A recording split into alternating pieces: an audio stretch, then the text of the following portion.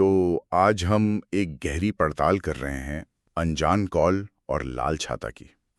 हमारे पास इस रहस्यमयी कहानी के कुछ हिस्से हैं और ये शुरू होती है एक फोन कॉल से, वो भी देर रात को। अच्छा। हाँ, सोचिए जरा, रात है, बारिश हो रही है और फोन बजता है करीब 11:15 बजे। ओके। और नंबर भी अनजान। दूसरी तरफ से एक आवाज आती है, कांपती हुई सी, कहती है प्लीज मदद चाहिए, अरे बाप रे। वो मुझे ढूंढ रहे हैं और सिर्फ आप बचा सकते हैं। यहीं से मामला एकदम दिलचस्प हो जाता है। हाँ, ये शुरुआत तो वाकई कमाल की है। एकदम जैसे किसी क्लासिक थ्रिलर या मिस्ट्री की तरह। सही। बारिश, देर रात, अनजान कॉल और फिर सीधी मदद की गुहार। कहानीकार ने मतलब माहौल एकदम से बना दिया है। बिल्कुल। और वो लाइन सिर्फ आप बचा सकते हैं, ये तो कथावाचक को सीधा क्या कहते हैं कहानी के बीच में खींच लेती है। पाठक भी सोचता है भाई मैं ही क्यों। हाँ वही तो। और फिर चीजें बहुत तेजी से घटती हैं। कॉल आई 11:47 पर। और जैसे ही वो आवाज कहती है, कथावाचक खिड़की से बाहर झांकता है और वहां लाल छाते वाली एक औरत खड़ी है। लाल छाता, इंटरेस्टिंग। और तभी एक काली कार भी आ जाती है। जब तक वो नीचे पहुंचता है वो औरत गायब। ओह हाँ। सिर्फ वो लाल छाता पड़ा मिलता है और उसके साथ एक नोट। नोट पर लिखा है 12-5 प्लेटफॉर्म नंबर 3। अच्छा, तो ये लाल छाता, आपको क्या लगता है ये सिर्फ कहानी आगे बढ़ाने की कोई चीज है या इसका कोई गहरा मतलब भी हो सकता है? ये एक अच्छा सवाल है।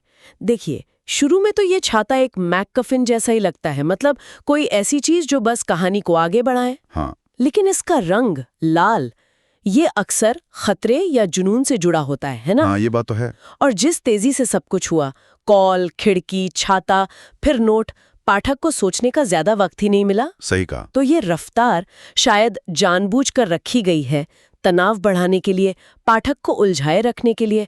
और नोट मिलने से तो रहस्य और बढ़ गया। अब कथावाचक को अगला कदम उठाना ही पड़ेगा। और वो उठाता भी है। स्टेशन पहुंचता है, प्लेटफॉर्म नंबर 3 पर उसे वो महिला मिलती है, मीरा। अच्छा, मिल जाती है वो? हाँ, मिल जाती है, लेकिन चैन की सांस लेने का मौका कहाँ। तभी काले कोट पहने कुछ आदमी उनका पीछा करने लगते हैं।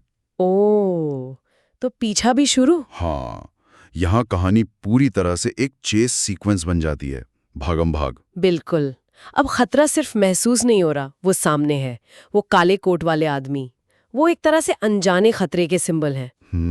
उनका पीछा करना ये कंफर्म करता है कि मीरा वाकई किसी बड़ी मुसीबत में है। और कथावाचक, वो भी अब उस खतरे का हिस्सा बन चुका है। कहानियां मिस्ट्री से एक्शन थ्रिलर की तरफ मुड़ जाती है। सही है। लेकिन असली ट्विस्ट तो इसके बाद आता है ना? हाँ बिल्कुल।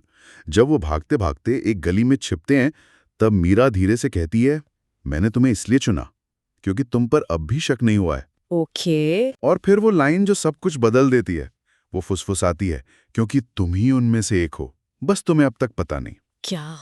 ये तो सब कुछ पलट देता है ना? इस एक लाइन ने पूरी कहानी का मतलब ही बदल दिया। यही तो, ये जो अंत में मोड़ आता है ना, ये कहानी की पूरी बुनियाद हिला देता है।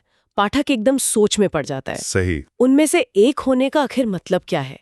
क्या कथावाचक अनजाने में उसी ग्रुप का हिस्सा है जिससे मीरा भाग रही है? या फिर ये मीरा की कोई चाल है? हाँ, ये भी हो सकता है। या शायद ये अनरिलायबल नैरेटर का मामला हो।